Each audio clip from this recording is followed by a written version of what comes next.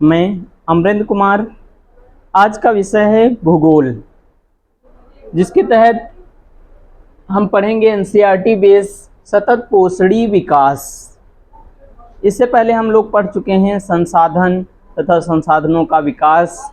संसाधन क्या होते हैं? जो पर्यावरण में वस्तुएं पाई जाती हैं वो सभी मानव जीवन के लिए आवश्यक होती हैं, उससे संसाधन कहते हैं। इन्हीं संसाधनों का उपयोग हम इस प्रकार करें कि उससे पर्यावरण को कोई प्रकार की हानि ना पहुँचे, उससे सतत पोषणी विकास कहा जाता है। या सतत पोषणी विकास वह प्रक्रिया है जिसके द्वारा संसाधनों का उपयोग इस प्रकार करते हैं कि पर्यावरण को कोई क्षति ना पहुँचे। कि हम कोई भी संसाधन का उपयोग इस प्रकार हम करते हैं कि पर्यावरण को कोई भी क्षति ना पहुँचे। या कोई भी फैक्ट्री या कारखाना लगाते हैं, उससे कोई भी प्रदूषक धुआं निकलता है तो उसको इस प्रकार उसका उपयोग करें कि पर्यावरण को कोई प्रकार की क्षति ना हो। या दूसरे शब्दों में हम कह सकते हैं कि संसाधनों का उपयोग इस प्रकार करें कि हमारी आने वाली पीढ़ियां उसका लाभ उठा सकें।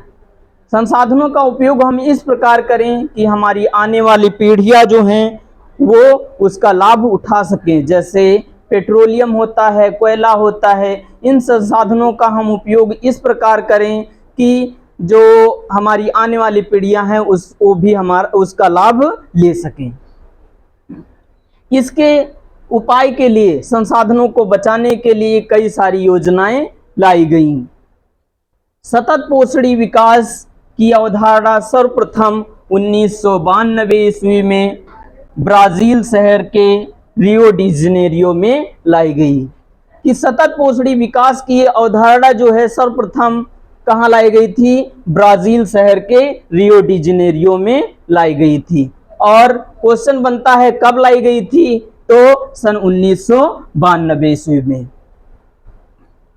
सतत पोषणी विकास की स्वीकृति संयुक्त राष्ट्र पर्यावरण और विकास सम्मेलन के द्वारा की गई थी। सतत पोषणी विकास की जो स्वीकृति की गई थी तो संयुक्त राष्ट्र पर्यावरण और विकास सम्मेलन के द्वारा की गई थी। इस सम्मेलन में भूमंडलीय वन सिद्धांतों की सहमति प्रदान की गई कि ये जो सतत पोषणी विकास लाया गया तो इसके तहत वन सिद्धांतों पर सहमति प्रदान की गई कि मतलब वनों की बहुत ज़्यादा कटाई होती थी, उस पर रोक लगाई गई जिससे पर्यावरण को हानि ना पहुंच सके। और सतत पोषणी विकास के लिए 21वीं शताब्दी में सतत पोषणी विकास के लक्ष्य के लिए एजेंडा 21 लाया गया।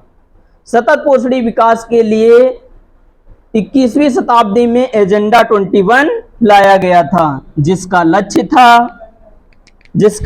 लक्ष्य था कि गरीबी, भूखमरी, बीमारी, असाक्षरता और पर्यावरण को क्षति कम करना।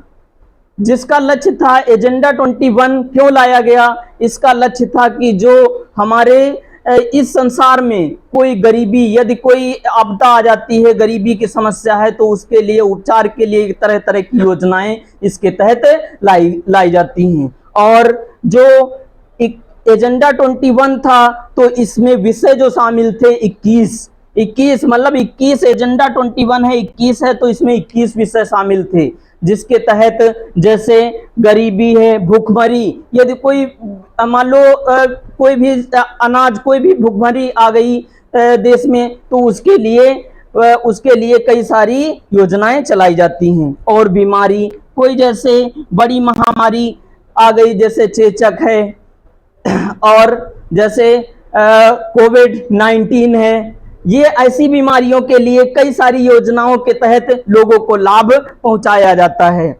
और असाक्षरता मतलब लोग यदि हमारे देश में क्या है, असाक्षर मतलब पढ़े लिखे नहीं है तो उनको पढ़ाई लिखाई के लिए कई सारी योजनाएं लाई जाती हैं कि हमारे देश के लोग पढ़ लिख सकें। और पर्यावरण को क्षति को कम करना, मतलब पर्यावरण में जो हानियां हो रही हैं उनकी उस क्षति को कम करना।